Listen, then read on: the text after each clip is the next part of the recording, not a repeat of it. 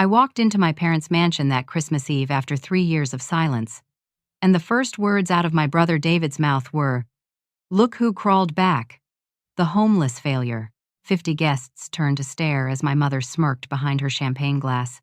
My father nodded approvingly as David announced he'd hired a private investigator to expose my pathetic life. The report would arrive in 30 minutes.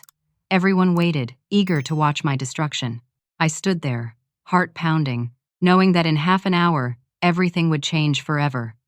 The chandeliers sparkled above me, each crystal probably worth more than the monthly rent I used to pay. But I wasn't here for the decorations or the catered lobster or the designer dresses. I was here because Emma, my 15-year-old cousin, had sent me a text 3 weeks ago. "Please come. I miss you. I need to see that someone in this family can be normal." So I came. And now I was regretting it. 3 years ago, I was 28 years old and working as a junior accountant at Crawford Development, the family real estate company. My father Richard had built it from nothing, or so the family legend went. My mother Patricia had married into money and spent her days planning charity galas and redecorating their various properties. And then there was David, 2 years younger than me, with my father's smile and my mother's ability to charm anyone within a 10-foot radius. He was the golden child, the favorite, the one who could do no wrong. I was the one who did the actual work. I remember the board meeting where everything became crystal clear. I'd spent 3 months analyzing our construction costs and found a way to restructure our supplier contracts. The savings would total $2 million over 5 years. I'd prepared a 30-page presentation with charts, projections, and implementation timelines. I was 10 minutes into presenting when David interrupted. "What Anne is trying to say," he announced, standing up and walking to the front of the room, "is that we need to leverage our bulk purchasing power to negotiate better terms with suppliers. It's basic business strategy." Head literally just rephrased exactly what I'd said, word for word, in some cases. The board members nodded thoughtfully. My father beamed at David like Head just discovered a cure for cancer. "Brilliant thinking, son," Richard said. "This is exactly the kind of innovative approach we need. Anne, you can sit down. David will handle the implementation." I sat down. I didn't argue. What was the point? That's how it always went. I did the research, the analysis, the late nights and early mornings. David swooped in, repeated what I'd said in a slightly deeper voice, and took all the credit. I lived in a 400-square-foot studio apartment in Queens that cost me $1,900 a month. I furnished it myself from thrift stores and IKEA. I took the subway to work every day, packed my own lunches, and carefully tracked every dollar I spent. David lived in a 3,000-square-foot penthouse in Manhattan that our parents had bought him for his 25th birthday. He drove a BMW that was a graduation present even though Head barely scraped through college with a 2.4 GPA. He ate at restaurants where the appetizers cost more than my weekly grocery budget. But I told myself it didn't matter. I told myself I was building real skills, real experience, real value. I was wrong. The breaking point came on a Tuesday in March. I was doing my usual routine of double-checking David's expense reports before they went to accounting. He was sloppy with paperwork, always had been, and I'd gotten into the habit of catching his mistakes before they caused problems. Except this time, I found something that wasn't a mistake. 3 vendor accounts that didn't match any companies in our system. Payments going out every month, ranging from $5,000 to $15,000. I dug deeper, cross-referencing against our supplier database, our contractor lists, our service providers. Nothing. These companies didn't exist. I spent 2 weeks tracing the money. Late nights in the office, going through bank statements and canceled checks. The pattern became clear. David had created fake vendor accounts, approved payments to himself, and been skimming money for 2 years. The total was $307,000. My hands shook when I finally compiled all the evidence. This wasn't just unethical. It was criminal. It was fraud. It was embezzlement. But he was my brother. And maybe, just maybe, there was an explanation I was missing. I went to my father first. Private conversation in his office. Door closed. I laid out everything I'd found. The fake accounts, the transfers, the timeline. I even showed him copies of checks with David's signature. My father looked at the evidence for maybe 30 seconds. Then he looked at me with an expression I'd never seen before. Cold, disgusted. "You're jealous," he said flatly. You've always been jealous that David is more talented than you, and now you're trying to destroy him with fabricated evidence. Dad, these are real bank statements. These are actual canceled checks. This is his signature. David would never do this. You're making this up because you can't stand that he's successful and you're not. I felt like I'd been slapped. I'm not making this up.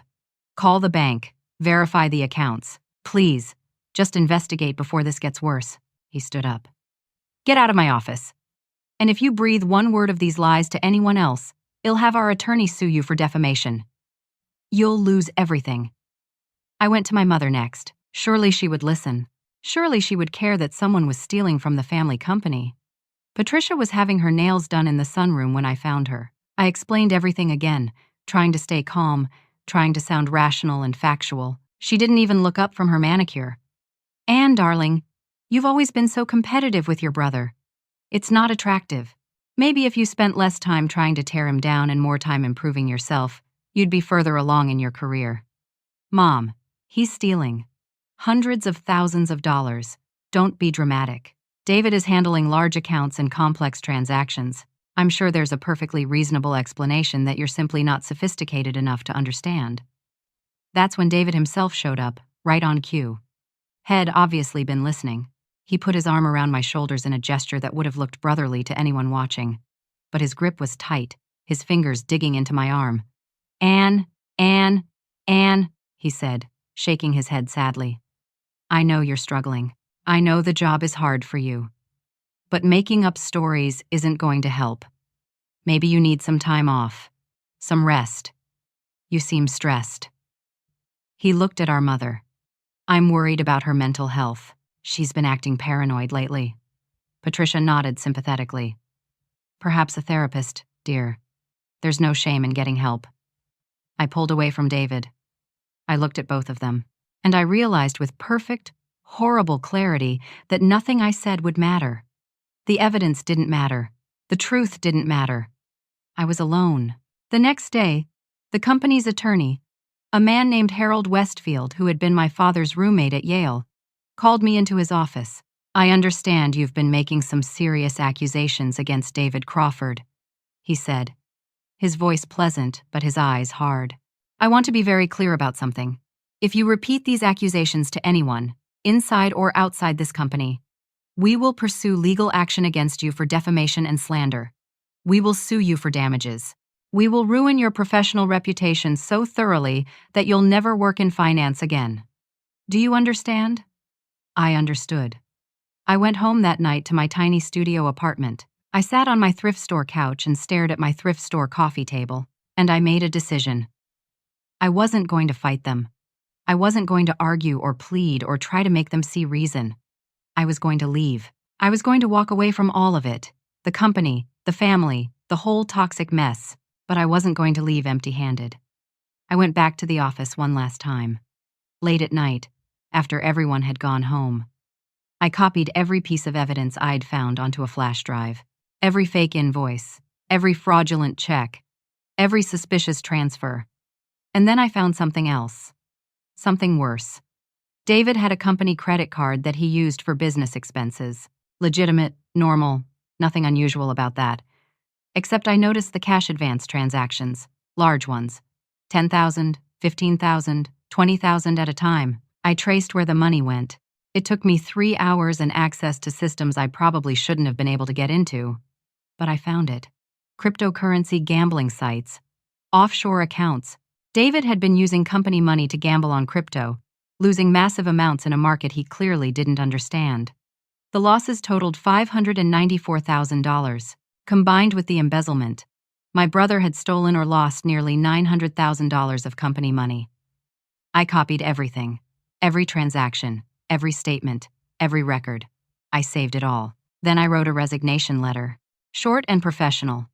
Effective immediately, I am resigning from my position at Crawford Development. Thank you for the opportunity. I left it on my desk. I took my personal belongings, which fit in a single cardboard box, and I walked out at 2 a.m, the flash drive in my pocket, feeling both terrified and strangely free. My best friend from college, Jenna, let me sleep on her couch in Brooklyn. She didn't ask questions. just handed me a pillow and a blanket and said, "Stay as long as you need." Within a week, my parents had told everyone who would listen that Id had a mental breakdown, that I was unstable, that Id quit my job because I couldn't handle the pressure, that Id made wild, baseless accusations against David before disappearing. The family closed ranks. No one reached out to me. No one asked for my side of the story. I spent 3 weeks on Jenna's couch, sending out resumes, going to interviews, trying to rebuild my life from nothing. And then I got lucky. Or maybe I got what I deserved. A venture capital firm called Summit Innovation Partners was looking for a financial analyst. They specialized in funding startups led by women and minorities, people who got overlooked by traditional investors. I interviewed with the founder, a woman named Carol Martinez who had built her company from the ground up after getting passed over for partner at a major investment bank. She asked me why Id left my previous job.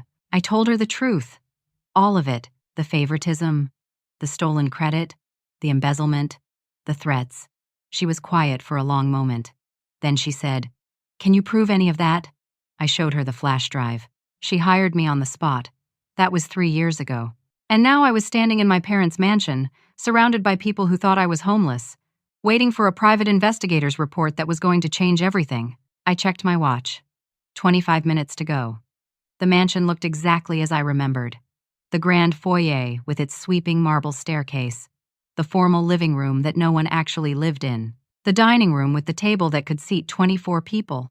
The Christmas decorations were elaborate, clearly planned by some expensive designer. A 20-foot spruce tree dominated the living room, covered in ornaments that probably cost more per piece than my first month's rent had been. It'd been standing near the fireplace for maybe 5 minutes when my Uncle Thomas approached.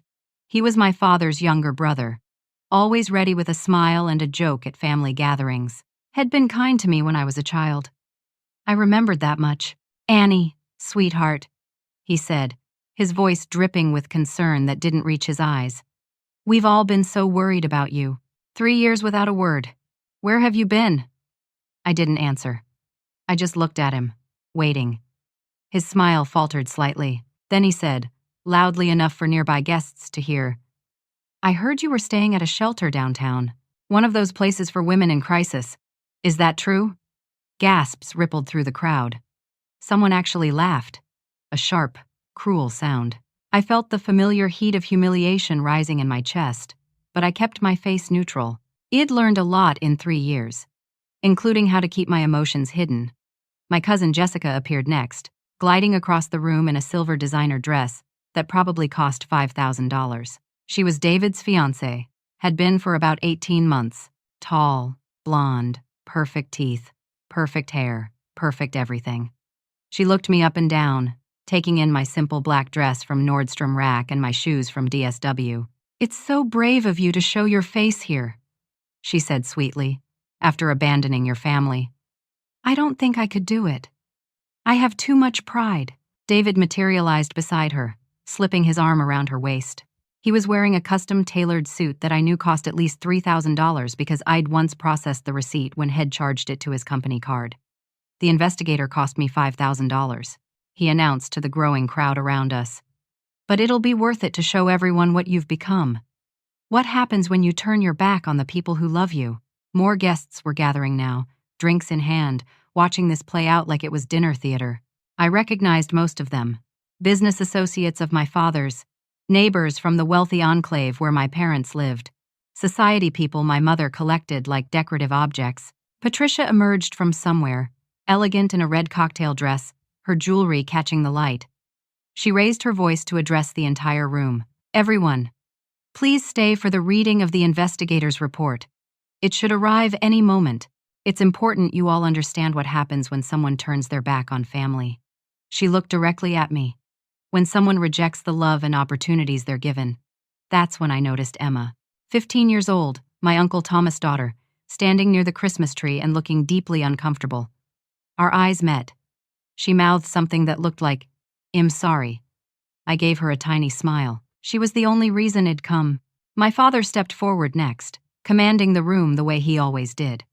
Richard Crawford, self-made millionaire, real estate mogul, patriarch. He gestured for silence. 3 years ago, he began, his voice carrying easily. My daughter had everything: a good job at a successful company, a future, a family who loved her and supported her.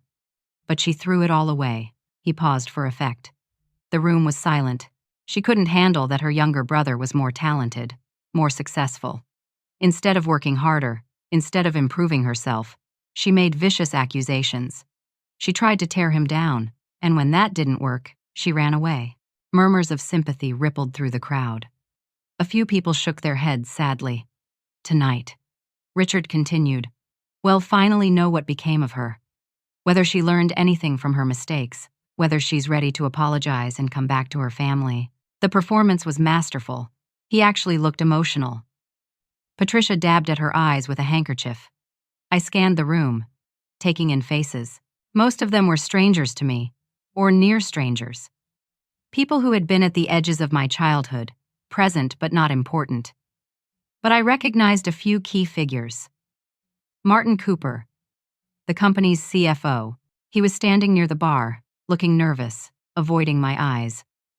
Martin had always been decent to me, professional, fair. Head seemed surprised when Id quit. Helen Barnes, my father's executive secretary. Shed worked for him for 20 years, knew everything about the company's operations. She was watching me with sad eyes, and when our gazes met, she looked away quickly. And then there was a man I didn't recognize at all, standing in the corner near the windows. Mid-40s maybe? Dark suit? Carefully neutral expression. He didn't look like he belonged to this crowd of wealthy socialites and business moguls. He looked like he was working. Anne, David said, bringing my attention back to him. Why don't you sit down right here? He gestured to a chair that had been placed at the front of the room, facing everyone else. That way everyone can see your face when we read the report. It was psychological torture, carefully orchestrated. Put me on display, make me an object of pity or scorn. Let everyone witness my humiliation. I walked to the chair. I sat down. I folded my hands in my lap and waited. David looked surprised that Id complied so easily. Head probably expected me to argue or refuse or break down. Id spent 3 years learning to hold my ground. 3 years learning that the opinions of cruel people didn't define me. 3 years becoming someone these people wouldn't recognize. The room settled into an anticipatory hush. Somewhere, I heard the soft clink of glasses, someone's muffled cough, the rustle of expensive fabric. I checked my watch. 15 minutes to go. Then I spoke for the first time that evening, my voice clear and calm. David, before the report arrives, tell everyone about your trip to the Bahamas last month. His head snapped toward me. What? The trip you said was for a business conference, the one that was supposedly about Caribbean real estate opportunities. I tilted my head. How much did you lose at the casino that weekend? Was it 60,000 or 70? The color drained from David's face. Jessica turned to look at him, her perfectly shaped eyebrows drawing together. What is she talking about? Nothing, David said quickly. She's making things up. Like always. But his voice had an edge to it now. Panic, barely controlled. Am I? I asked mildly, because I'm pretty sure the Paradise Island Casino has records. They're very good about keeping track of large transactions. Something about money laundering laws. Several guests exchanged glances. The man in the corner was watching me with increased interest now, his neutral expression shifting to something more alert. Patricia stepped forward, her face hardening. Anne, that's enough. You're embarrassing yourself. I'm stating facts. Mother, David went to the Bahamas. He gambled. He lost. Those are verifiable facts. She's delusional, David announced to the room, recovering somewhat. Everyone here knows that. It's why she left in the first place. She couldn't separate reality from her paranoid fantasies. But some of the guests didn't look convinced anymore. Doubt had crept into the room. Subtle but present. My phone buzzed in my clutch. I pulled it out, glanced at the screen. Unknown number. 1 sentence. It's time. I looked up at David. At my parents. At the room full of people who had already decided who I was and what I deserved. I smiled. The report should be here any second, I said. I can't wait to see what it says. The doorbell rang. David practically ran to answer it. I heard voices in the foyer, the rustle of paper, footsteps returning. He came back holding a large manila envelope, the kind lawyers use for important documents. His hands were shaking slightly, but his face was triumphant. "Here we go," he announced. "The truth about my sister's pathetic life." He tore open the envelope with theatrical flair. Patricia and Richard moved closer, eager to see. Jessica stood next to David, her expression a mixture of curiosity and satisfaction. I stayed in my chair, perfectly still. David began reading aloud, his voice confident. Subject: Anne-Marie Crawford. Age: 31. Investigation conducted over 2 weeks, November 28th through December 11th. He looked up, smirking at me. Very thorough. Cost me a fortune, but worth every penny. He continued reading.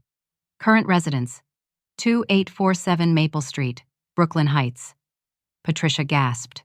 Her hand flew to her mouth. Richard's expression shifted from smug anticipation to confusion. Brooklyn Heights, Patricia said. But that's one of the most expensive neighborhoods in New York. David's smirk faltered. He read faster now, his voice losing some of its confidence. Current employment: Chief Financial Officer of. He stopped. His face went completely white. Richard strode forward and yanked the report from David's hands. He scanned it, his eyes widening. Chief Financial Officer of Summit Innovation Partners. Richard read, his voice barely above a whisper. A venture capital firm managing $400 million in assets. The room erupted. Voices overlapped, shocked and confused. Someone said, 400 million. Someone else said, CFO. A woman near the back said, but I thought she was homeless. I remained seated, my expression neutral, while chaos swirled around me. David grabbed the report back, flipping through pages. His hands were shaking visibly now. Annual compensation: $375,000, plus performance bonuses averaging $150,000. Total equity stake: 2.3%, currently valued at approximately $9.2 million. Jessica stumbled backward, her face slack with shock. The report included photographs. David held them up with trembling hands. Pictures of me in tailored business suits, standing in front of Manhattan high-rises, attending a conference at the Javits Center, shaking hands with a woman I recognized as the CEO of a Fortune 500 tech company. More details spilled out as various guests grabbed at pages of the report. Residence purchased 18 months ago for $1.2 million. Drives a Tesla Model S. Board member of 2 nonprofit organizations. Frequently quoted in Wall Street Journal and Forbes. Uncle Thomas was reading over Richard's shoulder, his false sympathy from earlier completely gone, replaced by pure shock. This says she manages a portfolio of 43 active investments across 17 sectors, he said. She sits on 4 corporate boards.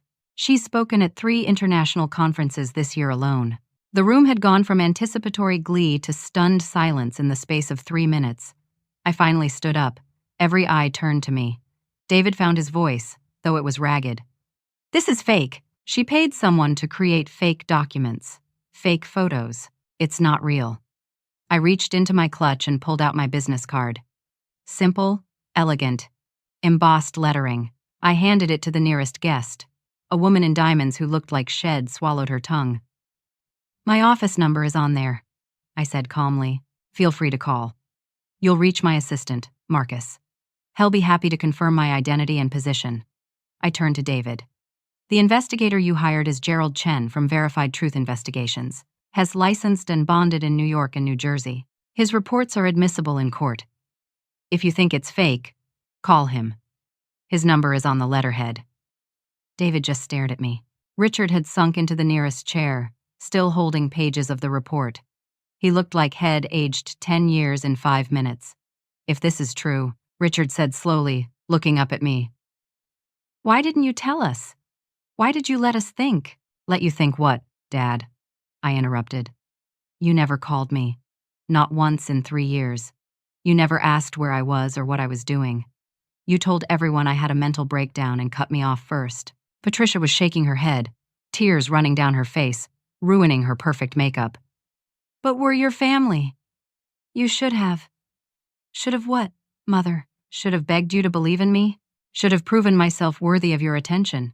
My voice was still calm, but there was steel in it now. I spent my entire childhood trying to earn your approval. I worked twice as hard as David for half the recognition. And when I tried to protect the company from his criminal behavior, you called me a liar and threatened to sue me. Criminal behavior! Jessica's voice was high, panicked. She looked at David. What is she talking about? The report was still being passed around, page by page. Someone found the section it'd been waiting for. Martin Cooper, the CFO, was holding those pages. His face had gone pale. There's a second section, he said quietly. Additional findings. The room went silent again. Martin read aloud, his voice shaking. Subject maintains no contact with family members. When asked about the estrangement, subject stated, I discovered criminal activity within my former employer's company. When I attempted to report it, I was threatened with legal action and forced to resign. He looked up at me, at Richard, at David. The investigator noted that the subject offered to provide evidence of her allegations if the hiring client wished to see it. Martin's hands were trembling now. She said she would present it publicly. David lunged toward me, but stopped short. You're bluffing. You don't have any evidence. You made it all up 3 years ago and you're still making it up.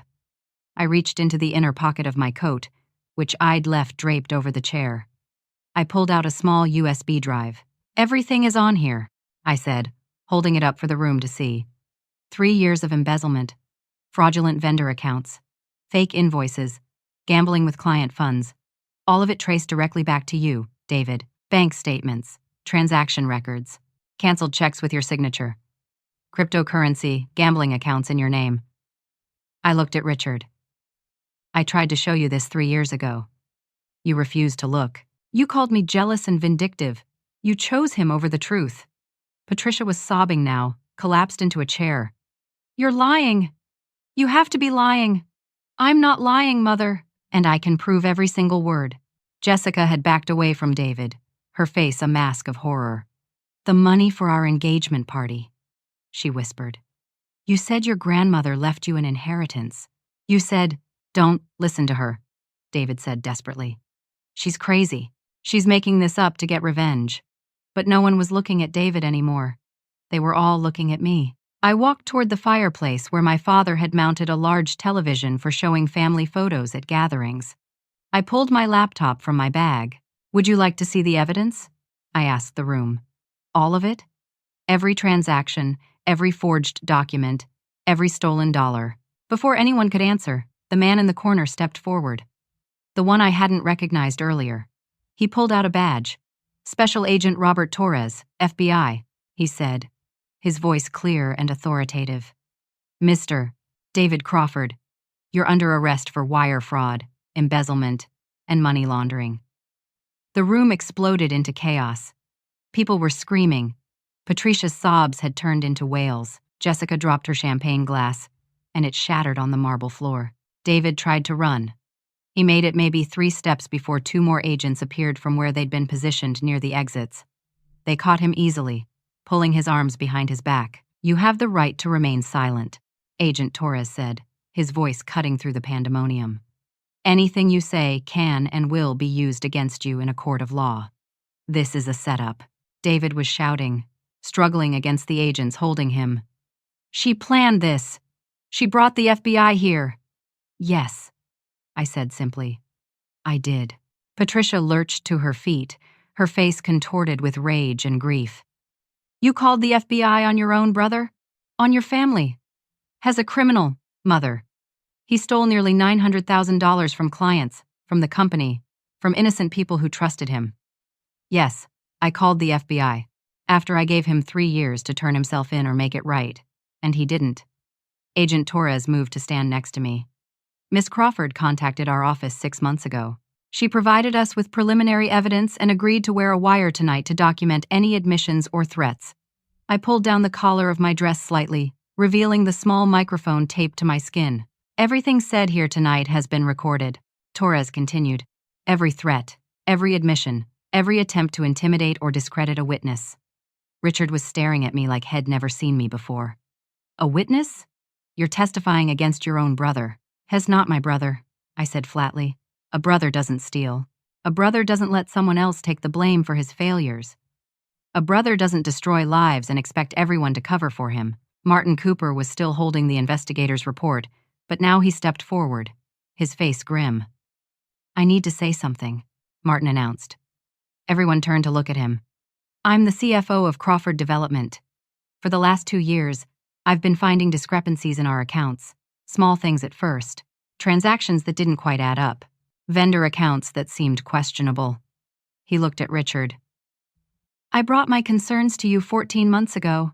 You told me to stop looking for problems where none existed.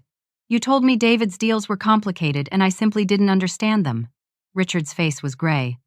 "Martin, this isn't the time." "Yes, it is," Martin interrupted, "because Anne was right. 3 years ago, she tried to tell you the truth, and you destroyed her for it. You fired her, threatened her, ruined her reputation, and the whole time, she was trying to protect the company, to protect the clients, to protect all of us." He turned to the room. "I've been conducting my own quiet investigation for the last 6 months. I was going to bring it to the board after the holidays, but Anne beat me to it." Jessica was crying now, mascara running down her face. Shed removed her engagement ring and was clutching it in her fist. "How much?" she asked, her voice breaking. "How much did he steal?" $783,000 in direct embezzlement, I said. He created fake vendor accounts, approved payments to himself, and moved the money through shell companies. It started small, a few thousand here and there. But it escalated. I connected my laptop to the television. Spreadsheets appeared on the screen. Transaction records, bank statements. He got bolder. I continued, walking through the data like I was presenting to a board. Professional, detached. He approved larger payments. He created more elaborate paper trails. He thought he was untouchable because your father wouldn't question anything he did. Richard made a choking sound. "And then there's the gambling," I said, switching to a different set of records. David opened accounts on 3 different cryptocurrency gambling platforms. He used a company credit card for what he classified as business expenses, then transferred the funds to offshore accounts. More numbers filled the screen. Losses in red, stacking up month after month. $612,000, I said. Lost on crypto gambling, Bitcoin, Ethereum, various altcoins. He knew nothing about the market. He just kept betting, kept losing, kept using company money to chase his losses. Helen Barnes, my father's secretary, was crying silently. She caught my eye and mouthed 2 words, "I'm sorry." I gave her a small nod. Helen had always been kind to me. Shed tried to warn me, in her quiet way, about how the family worked. "These transaction numbers," Martin said. "Studying the screen, I've seen them in our system. They're real. This isn't fabricated. Of course it's real," Agent Torres said. "Miss Crawford has been working with us for 6 months, providing documentation, explaining the schemes, helping us build an airtight case. The evidence is overwhelming." David had stopped struggling. He was just standing there between the 2 agents, his expensive suit rumpled, his face blank with shock. "Why?" Jessica asked me, her voice small. "Why did you wait 3 years? Why didn't you turn him in immediately?" "Because I hoped my family would do the right thing," I said. "I hoped that if I gave my father the evidence, he would investigate, fix it quietly, make David pay restitution, get him help. I didn't want to destroy the family. I just wanted justice." I looked at Richard. "But you chose to protect a criminal instead of facing the truth. You chose your pride over integrity. So, I built my own life, and I made sure that when justice finally came, it would be complete." Patricia was whispering, my baby, over and over. "Hez not a baby," I said coldly. "Hez a 30-year-old man who made deliberate choices to steal from innocent people, who gambled away their money, who felt entitled to take whatever he wanted because you convinced him he was special." Agent Torres addressed Richard directly. "Mr. Crawford, as the president and majority shareholder of Crawford Development, you'll need to come to our office tomorrow morning at 9. Failure to report known fraud may constitute criminal negligence. We'll need to interview you extensively about what you knew and when you knew it." Richard looked like he might faint. "What about the company?" Martin asked. "The employees? The clients? The company will need to make full restitution," Torres said. "All stolen funds must be returned with interest. There will likely be civil lawsuits from affected clients. The board of directors will need to cooperate fully with our investigation. Uncle Thomas, who had been silent throughout all of this, suddenly spoke up. The board won't protect you, Richard, he said. I'm on the board. So are 6 other people who aren't family members. We've been concerned about your management for 2 years. If we'd known about this. He shook his head. You're finished. The board will force you out. You can't do that, Patricia cried. This is his company. This is a company with fiduciary duties to its clients and shareholders, Thomas corrected. Richard violated those duties by covering up fraud. Hess legally liable, professionally destroyed. The best thing he can do now is cooperate and hope for leniency. Emma, my young cousin, was crying too, but when she looked at me, there was something like admiration in her eyes. Agent Torres and his team were preparing to take David away. They'd handcuffed him now. He looked small somehow, diminished. Before they let him out, he looked at me. I hate you, he said, his voice flat. You've destroyed everything. No, I said. You destroyed everything. I just made sure everyone could see it. They took him away, through the foyer, out the front door, into a waiting FBI vehicle. The guests watched through the windows, champagne forgotten, Christmas forgotten, the carefully constructed illusion of a perfect family shattered beyond repair. The room was still in chaos. People were leaving now, gathering their coats, whispering to each other, eager to spread this scandal to everyone they knew. I started packing up my laptop. Martin approached me quietly. Anne, I need to talk to you. The board. We're going to need help. Serious help. Cleaning up this mess, implementing controls, rebuilding trust with clients. I looked at him. I'm listening. Would you consider consulting for us? Just temporarily. 3 to 6 months. We need someone who understands the company, understands finance, and has the integrity to do it right. I considered it. The old Anne would have said yes immediately, eager to prove herself, eager to fix things. The new Anne had different priorities. I'll think about it, I said. But I need to be clear. I'm not interested in coming back permanently. I'm not interested in rebuilding anything with my parents. I have a life now. A good one. I won't give that up. Understood, Martin said. Just think about it. The employees, Anne, they don't deserve to lose their jobs because of what David did. That hit me. The employees were innocent. Over 200 people worked for Crawford Development. Accountants, project managers, construction workers, administrative staff. People with families, with mortgages, with lives that depended on their paychecks. I'll think about it, I said again. Helen appeared with my coat. She helped me into it, then hugged me tightly. You were always the strong one, she whispered. I should have told you that before. Emma ran up and threw her arms around me. Can I visit you? In New York? Please. I hugged her back. Yes. Anytime. I'll send you my address. I looked around the room one last time. The grand mansion. The expensive decorations. The shattered dreams of a perfect family. Richard was sitting in a chair, his head in his hands. Patricia was beside him, still crying. I felt nothing. No satisfaction, no grief, no anger. Just a strange, hollow sense of completion. I walked to the door. Agent Torres was waiting. You did the right thing, he said. I know that doesn't make it easier. It's not about easy, I said. It's about necessary. I stepped out into the cold December night.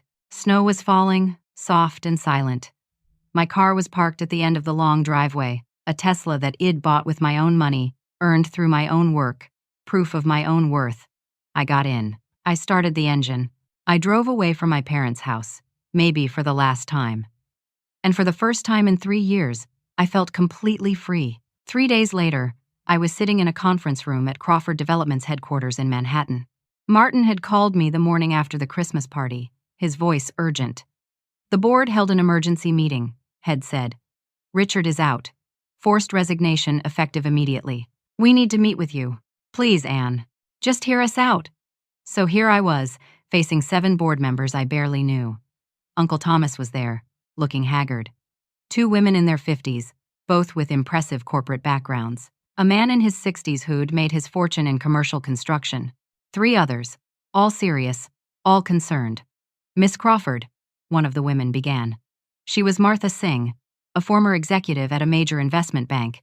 We owe you an apology. Several of us had concerns about David's management, but your father assured us everything was fine. We should have investigated more thoroughly. You're not responsible for my father's lies, I said. Thomas leaned forward. Anne, the situation is worse than we thought. Richard wasn't just covering for David, has been creative with the company's financial reporting for years. Nothing criminal, exactly, but aggressive accounting, optimistic projections, delayed recognition of losses.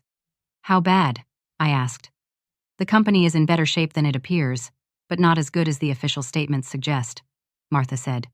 We need a full forensic audit. We need to notify all clients about David's theft and arrange restitution. We need to implement new financial controls and compliance systems. She paused. And we need new leadership. Someone the clients can trust. Someone with unquestionable integrity. I knew where this was going. The board would like to offer you the position of Chief Executive Officer, Thomas said. $750,000 salary plus equity, full authority to restructure as you see fit. 3-year contract with performance bonuses. It was a staggering offer.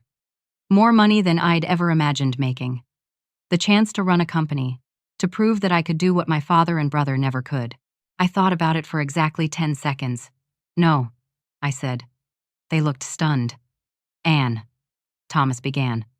I know there's bad history, but this company represents everything I've moved beyond, I interrupted. The favoritism, the shortcuts, the caring more about appearances than reality. I've built something different at Summit Innovation. Something based on merit and integrity and actually helping people. I'm not giving that up to clean up my family's mess. Martha nodded slowly. I understand. But would you consider consulting?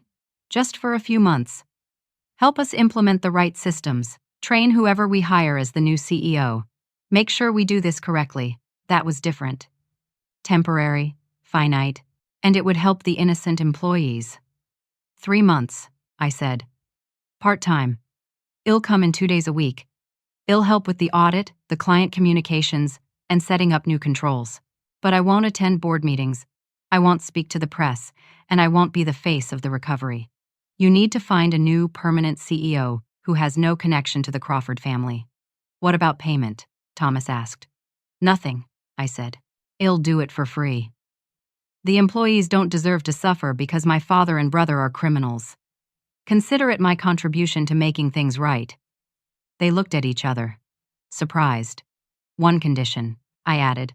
Martin becomes interim CEO. Has been trying to fix this quietly for 2 years. He deserves the chance to lead the recovery. Martin's eyes widened. Anne, I don't know if I'm qualified. You're honest, I said. You care about doing the right thing. That's more qualified than anyone else who's ever run this company. The board voted unanimously to accept my terms and appoint Martin. Over the next 3 months, I spent Tuesdays and Thursdays at Crawford Development. I led the forensic audit team. I personally called every client who had been affected by David's theft, explained what had happened, and outlined the restitution plan. I implemented new financial controls that made it virtually impossible for one person to approve large transactions without oversight. The employees were nervous at first, worried that I blamed them or would fire people. But I made it clear, we were cleaning house at the top, not the bottom. The workers who actually did their jobs honestly had nothing to fear. On a Tuesday in March, I was reviewing supplier contracts in my temporary office when Helen knocked on the door. There's someone here to see you, she said. She didn't have an appointment, but she said it's important. Jessica walked in, David's former fiancée. I hadn't seen her since Christmas. She looked different, thinner. Her hair was shorter, cut into a practical bob. She was wearing jeans and a simple sweater, no designer labels visible. I owe you an apology, she said without preamble. I was horrible to you. I believed David's lies. I participated in your humiliation. I'm so sorry. I gestured for her to sit. You didn't know the truth. I should have questioned things, Jessica said. The expensive gifts David gave me. The lavish trips. I knew his salary couldn't cover it all. But I didn't ask questions because I didn't want to know the answers. She twisted her hands together. I started therapy after that night. I've been working through a lot. How I let myself be blinded by money and status. How I valued appearances over character. That takes courage, I said. facing those things about yourself. I moved to California, she continued. I'm working for a nonprofit now. We help women who are in financially abusive relationships, women whose partners control all the money, hide assets, lie about finances. It doesn't pay much, but it matters. That's good work, I said sincerely. I wanted to thank you, Jessica said. If you hadn't exposed David, I would have married him. I would have tied my life to his, and when it all came out eventually, because it always does, I would have been destroyed too. She pulled an envelope from her purse. This is a letter I wrote to the judge in David's case. It's a victim impact statement. I explained how his lies affected me, how they affected our relationship, how they affected my trust in people. I thought you should know. Have you been in contact with him? I asked. He wrote me from jail, she said. 4 letters. All of them blamed you for ruining his life. Not one word of apology or accountability. She shook her head. I didn't respond. There's nothing left to say to someone who can't see their own responsibility. After Jessica left, I sat in my office for a long time, thinking about consequences and choices and the long road to healing. Emma had visited me in New York twice, staying for weekends. She was thriving, applying to colleges with strong business programs, talking about wanting to make a difference in the world. Martin was doing well as interim CEO. The board had decided to make his position permanent. The company was recovering, slowly but surely. Helen told me that Richard had taken a job as a consultant at a small commercial real estate firm, making less than a quarter of what he used to earn. He was going to therapy, she said, trying to understand how Head failed so badly as a father and a leader. Patricia had moved into a condo in Connecticut after filing for separation. Shed cut off contact with most of her society friends, embarrassed by the scandal. Helen said she spent most of her time alone, drinking too much wine and refusing to talk about what had happened. I felt sad for them, in an abstract way, but I didn't feel responsible for their pain. They'd made their choices. They were living with the consequences. My life at Summit Innovation Partners was flourishing. WED just closed a major deal, investing $20 million in a tech startup founded by a Black woman who'd been rejected by 30 other investors. Her product was revolutionary. Her business plan was solid, but traditional VCs couldn't see past their biases. I'd looked at her pitch, her financials, her prototype. I'd said yes within a week. That's what I did now. I gave chances to people who deserved them but couldn't get them anywhere else. I believed in potential when others saw only risk. On a Friday in April, I arrived home to my brownstone in Brooklyn Heights. Grace was there, cooking dinner. We'd been dating for 4 months now, taking things slow, building something real. Grace was an architect who designed sustainable, affordable housing. She was brilliant and kind and completely unimpressed by wealth or status. She valued honesty, integrity, the things that actually mattered. She knew my whole story. I'd told her everything on our 3rd date, wanting her to know the worst before things got serious. Shed listened carefully, then said, "You did what you had to do. You protected innocent people and held criminals accountable. That takes strength." My phone buzzed, an email notification. I glanced at it, then stopped. The sender was Richard Crawford, my father. The subject line read, "I'm sorry." I stared at the screen for a long moment, then I opened it. The email was 8 pages long, single-spaced, handwritten, then scanned. I read every word. He detailed every mistake, every time Head chosen David over me, every time Head dismissed my accomplishments or stolen my credit or let someone else take advantage of me. He acknowledged the fraud, the cover-up, the threats. He took full responsibility. No excuses, no justifications, just a raw, honest accounting of his failures as a father and as a man. I destroyed my relationship with my daughter because I couldn't admit I had raised a criminal and been a coward, he wrote. I was so invested in the image of David as the perfect son that I couldn't see the reality. I sacrificed you to protect that image, and it's the greatest regret of my life. He didn't ask for forgiveness. He said he didn't deserve it, but he wanted me to know that he was trying to change, going to therapy 3 times a week, making amends where he could, living a simpler, more honest life. At the end, Head included a check for $100,000. "This is the salary I should have paid you for the years you did David's work while he took credit," he wrote. It's not enough. It will never be enough. But it's something. Please take it. Invest it. Use it to help the people you help. Let some good come from my mistakes. I sat on my couch, tears running down my face. Grace came and sat beside me. You okay? I showed her the email and the check. She read silently, then put her arm around me. What do you want to do? She asked. I don't know, I admitted. Part of me wants to tear up the check and delete the email. Part of me wants to believe he's really changing. Both can be true, Grace said. You can accept that he's trying to make amends without forgiving everything he did. Healing isn't all or nothing. I thought about that.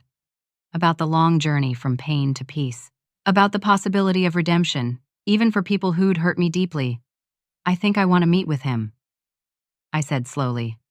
Not to reconcile completely, but to start a conversation, to see if he's really different. Grace kissed my forehead. Whatever you decide, I'm here. I deposited the check the next day. I donated the entire amount to Emma's college fund.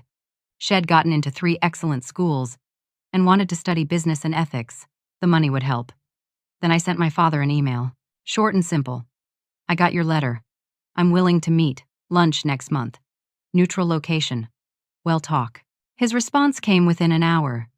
Thank you. I'll be there. 6 months after the Christmas party that changed everything, I met my father at a small cafe in Manhattan. It was deliberately neutral territory, a quiet place in Midtown where neither of us had history. Richard arrived 5 minutes early. I watched him through the window before going in. He looked older, worn. His suit was off the rack, not custom-tailored. His shoes needed polishing, head lost weight, and his shoulders slumped in a way they never had before. The confident, commanding presence that had dominated every room was gone. In its place was just a tired man in his 60s, waiting nervously for his daughter. I went inside. He stood when he saw me, his hands shaking slightly. Anne, he said. Thank you for coming. We sat, ordered coffee. The first few minutes were awkward, filled with small talk about the weather and the traffic. Then Richard took a deep breath and said, I don't know how to do this. I've never been good at apologies. Your mother used to say I could never admit when I was wrong. She was right, I said. Not cruel, just factual. I've been in therapy for 4 months, he continued. 3 sessions a week. It's harder than anything I've ever done. Facing the truth about myself, about how I raised David, about how I treated you. He wrapped his hands around his coffee cup. My therapist asked me to write down every time I remember favoring David over you. Every time I dismissed your accomplishments or gave him credit for your work. He pulled out a notebook. Thick, filled with handwriting. It's 43 pages, he said quietly. 43 pages of moments where I failed you. Some big, some small. All of them adding up to a daughter who felt invisible in her own family. I felt my throat tighten, but kept my expression neutral. The board meeting, where you presented the cost-saving strategy, he said, flipping to a page. I wrote down everything I remembered. How you'd worked for 3 months. How thorough your presentation was. How David interrupted and took over. How I praised him and told you to sit down. He looked up at me. You didn't say anything. You just sat down, and I thought that meant you were fine with it. But you weren't fine. You were learning that nothing you did would ever be enough. Why are you telling me this? I asked. Because you deserve to hear it, he said. You deserve to know that I see what I did now. That I understand how much damage I caused. He closed the notebook. David pleaded guilty. He'll serve 8 to 10 years if he behaves well in prison. His lawyer tried to get me to testify on his behalf, to talk about what a good person he is, what a difficult childhood he had. Did you? I asked. No, Richard said. I told his lawyer the truth. David had every advantage, every opportunity. He chose to steal. He chose to lie. He chose to gamble away other people's money. Those were his decisions, and he has to face the consequences. He paused. Your mother was furious with me. She said I was abandoning our son. That's when I knew I had to leave. Patricia still refuses to believe David did anything wrong. She thinks you framed him, that the FBI was in on some conspiracy against him. I know, I said. Helen told me. I loved your mother, Richard said, but I can't live with someone who refuses to see reality, Who would rather blame you for exposing a crime than accept that her son committed one? He told me about his new life. The small apartment in Queens. The consulting job that paid $60,000 a year, barely enough to cover his expenses. The therapy sessions. The AA meetings, because Head realized He'd been drinking too much for years, using alcohol to avoid facing uncomfortable truths. "I'm paying restitution," he said. "The company's insurance covered most of what David stole, but I am personally repaying the deductible. It's $150,000. It'll take me 4 years at my current salary, but I'll do it." I'd known about the restitution. Martin had kept me informed. "I'm not asking for your forgiveness," Richard continued. "I don't deserve it. I just wanted you to know that I'm trying to be better, to do better, that your courage in exposing the truth forced me to finally look at myself honestly." We talked for 2 hours. He asked about my life, and I told him. About Summit Innovation Partners. About the startups Wed funded, the jobs Wed created. About Grace. About Emma's visits. About the community ID built. He listened, really listened, in a way he never had before. "I'm proud of you," he said finally. "I should have said that every day of your life. But I was too focused on David, on the son I'd built up in my mind as my legacy. I couldn't see that my real legacy was sitting right in front of me, working harder than anyone, achieving more than I ever did, and doing it with integrity. I surprised myself by crying. Not sobs, just quiet tears.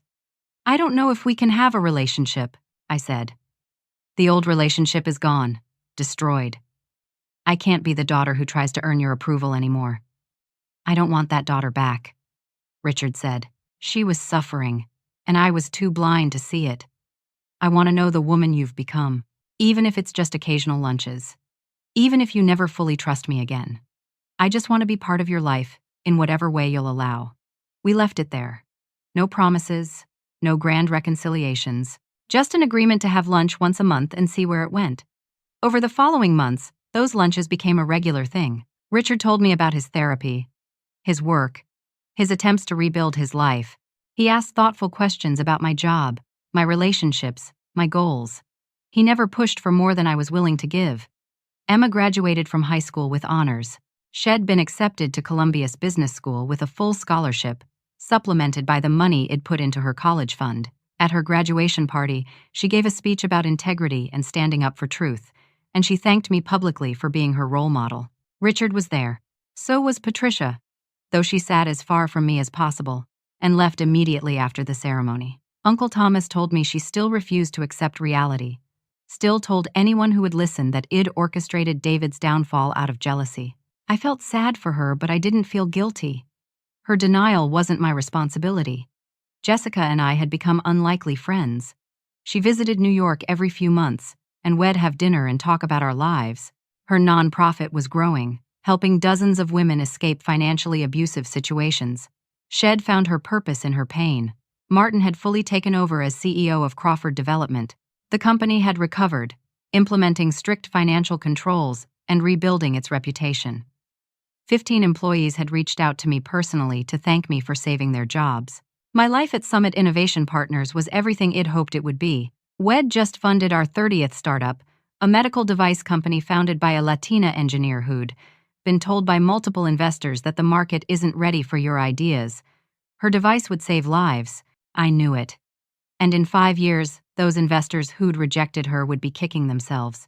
Grace and I moved in together. She'd designed an addition to my brownstone, a beautiful sunlit studio where we both could work. We talked about the future, about marriage maybe, about building a life based on mutual respect and genuine partnership. On a Sunday in October, Emma came to visit. She was thriving at Columbia, already making connections and building her network. She brought her girlfriend, a pre-law student named Sam who was smart and funny and clearly adored Emma. We spent the afternoon walking through Prospect Park, then had dinner at my favorite Italian restaurant. Emma talked about her business ethics class, about a case study they'd analyzed involving corporate fraud. "The professor used your family's company as an example," Emma said. She didn't use real names, but I knew it was you guys. She talked about how one person's courage to expose wrongdoing saved hundreds of innocent employees. She looked at me seriously. I told my class it was my cousin. I told them you're my hero. I hugged her tightly. Later that night, After Emma and Sam had left, I sat on my couch with Grace and thought about how far I'd come. 3 years ago, I'd walked out of my family's company with nothing but a flash drive and my integrity. I'd slept on a friend's couch, sent out hundreds of resumes, rebuilt my life from scratch. Now I had a career I loved, a relationship that nurtured me, a chosen family of people who valued me for who I was, not who they wanted me to be. On Easter Sunday, I received a card in the mail. It was from my father. Inside was a photo of him volunteering at a soup kitchen, serving meals to people who were struggling. "I'm trying to give back," his note said. "To use my skills to help people, instead of just making money. It's humbling work, good work. Thank you for showing me what integrity looks like." I put the photo on my refrigerator next to pictures of Emma, Grace, Jessica, the summit team. Reminders of the life I'd built, the people who mattered. I thought about that Christmas party, about standing alone in a room full of people waiting to see me destroyed, about the moment when the investigators' report arrived and everything shifted. I'd been terrified that night, terrified that my plan wouldn't work, that the evidence wouldn't be enough, that somehow David would escape consequences again. But I'd stood firm. I'd trusted in truth. And truth had won. Not immediately, not easily, but eventually, inevitably, truth had won. It's been 1.5 years since that Christmas party, and I'm sitting in my office at Summit Innovation Partners, looking out over the Manhattan skyline, thinking about everything that's happened. Yesterday, I had lunch with my father. Our 18th monthly lunch. We've fallen into a comfortable rhythm. He tells me about his work, his therapy, his volunteer projects. I tell him about my investments, my team, my life. We're not close the way some fathers and daughters are, but we're building something new, something honest. Last week, Richard attended an event at Columbia where Emma received an award for academic excellence. He sat with me and Grace, and afterward, Emma hugged him and said, "I'm proud of you, Uncle Richard, for changing," he cried. Right there in front of everyone, tears of gratitude and shame and hope. Patricia still won't speak to me. Helen tells me she's moved to Florida, living in a retirement community, spending her days playing bridge and pretending the scandal never happened. I've stopped waiting for her apology. Some people never learn, never grow, never face their own failures. That's their choice, and I can't control it. David will be released from prison in 7 years if he maintains good behavior. I don't think about him much anymore. Has a chapter of my life that's closed. Sometimes Emma mentions him, tells me he's taking classes in prison, supposedly learning accounting properly this time. I hope he's genuinely changing, but I don't need to know either way. Jessica's nonprofit just won a major grant, $500,000 to expand their services nationally. She called me crying with joy, and we celebrated over video chat. She's dating someone now, a social worker she met through her organization, someone kind and honest who values her for who she is. Martin sent me a gift basket last week with a note. "Crawford Development just won an ethics award from the Better Business Bureau. The employees wanted you to know that none of this would have been possible without your courage. Thank you for saving us." Emma is thriving at Columbia. She's started a student organization focused on corporate ethics and whistleblower protections. She's already making connections with professors and business leaders who are impressed by her passion and intelligence. I mentor her regularly, helping her navigate the business world, teaching her the lessons I learned the hard way. Grace and I got engaged last month. She proposed during a weekend trip to the Catskills, at sunset, with a ring shed designed herself. We're planning a small wedding next spring. Just close friends and the family members who matter. Emma will be my maid of honor. Richard will be invited, though he'll sit quietly in the back, grateful to be included at all. Summit Innovation Partners is flourishing beyond my wildest dreams. We've funded 47 startups now. 23 of them are led by women, 18 by people of color, 12 by individuals who'd been rejected by at least 10 other investors before finding us. We've created over 800 jobs. We've disrupted industries. We've proven that betting on overlooked talent is not just ethical, it's profitable. Last month, I was featured in Forbes with the headline, "The CFO Who Exposed Her Family's Fraud and Built an Empire on Integrity." The article detailed my story, from the Christmas party confrontation to where I am today. It went viral. I received hundreds of emails from people thanking me for inspiring them to stand up for truth in their own lives. One email was from a woman who had discovered embezzlement at her company and was terrified to report it. She said my story gave her the courage to go to her board of directors. They investigated, fired the guilty parties, and promoted her to CFO. You showed me that doing the right thing might cost me in the moment, but it would define me forever, she wrote. Thank you. That's when I realized the full impact of what he'd done. It wasn't just about exposing David's crimes or protecting Crawford Development's employees. It was about showing people that one person's courage can change everything, that integrity matters, that truth wins, even when it takes time. I think about the 6 stages of the emotional journey I've been on. The hope I felt when I first started working at the family company, believing my work would be recognized. The disappointment when I realized my father would always favor David. The escalating pain of being dismissed, threatened, and cast out. The climax of that Christmas party, when everything hung in the balance. And then the satisfaction, the relief, the healing. I've learned that sometimes the family you're born into isn't the family that will love you best. That blood doesn't automatically mean loyalty or support or understanding. I've learned that doing the right thing can cost you everything in the moment but give you everything in the long run. Walking away from my family's company felt like losing everything. But it led me to a career that fulfills me, relationships that nurture me, a life that reflects my values. I've learned that your value isn't determined by who believes in you, but by who you choose to become. For years, I measured my worth by my father's approval, my mother's recognition, my family's acceptance. I was constantly falling short because their standards were impossible and unfair. Now I measure my worth by my own standards, by the work I do, the people I help, the integrity I maintain, and by those standards, I am enough, more than enough. I've learned that when people show you who they really are, you should believe them. My family showed me they valued appearances over truth, comfort over justice, their golden child over their honest daughter. I spent years hoping they'd change, hoping they'd see me. But people don't change unless they choose to, and most people won't choose discomfort over denial. I've learned that justice doesn't always come quickly, but it comes. Truth doesn't always win immediately, but it wins eventually. I waited 3 years, built my own life, gathered my evidence, and struck when the moment was right. Patience isn't passive. Sometimes patience is strategic. And most importantly, I've learned that you are not required to set yourself on fire to keep other people warm. I spent my whole childhood and early adulthood sacrificing my needs, my recognition, my peace, for a family that didn't appreciate it. I convinced myself that was love, that was duty, that was what good daughters did. But real love doesn't demand that you diminish yourself. Real family doesn't require you to accept abuse. Real belonging happens when people value you for who you are, not for what you can give them. I arrive home to the brownstone I own, bought with money I earned, in a neighborhood I chose. Grace is in the kitchen, making dinner.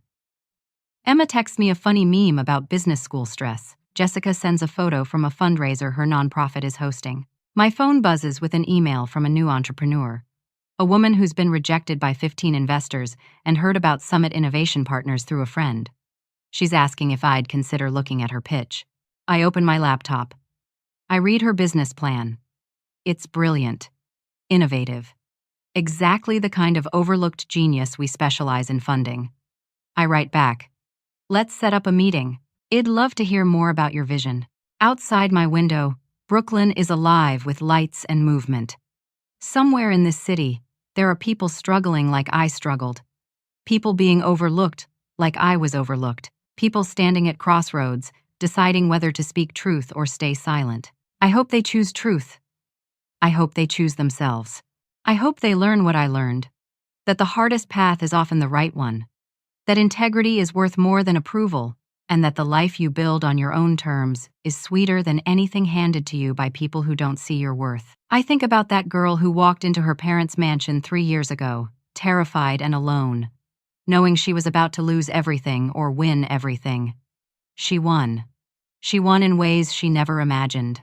Not just the vindication of being right, but the deeper victory of becoming someone she's proud to be.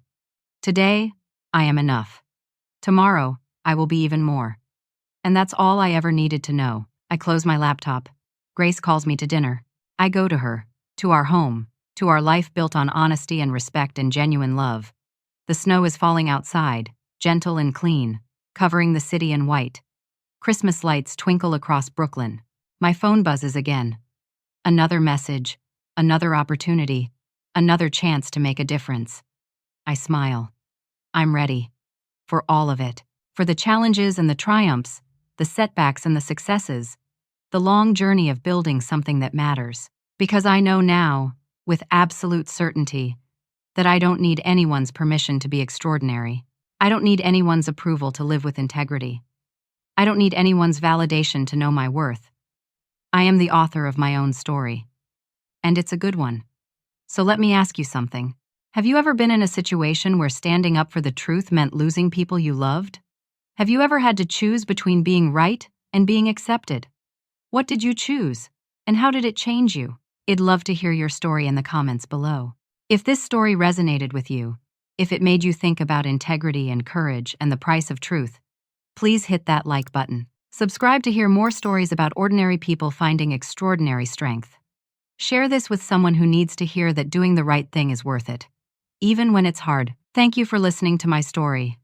Thank you for being here. I hope you find the courage to stand up for your own truth, whatever that looks like in your life. Remember that you deserve people who see your worth, who celebrate your accomplishments, who believe in you even when it's uncomfortable. May you build a life that reflects your values. May you find people who love you for who you are. May you always choose integrity, even when the cost is high. And may you discover, as I did, that the person you become through that choice is worth everything you had to sacrifice to get there. Take care of yourselves, stand firm in your truth, and know that somewhere out there, someone else's courage is waiting for yours to light the way.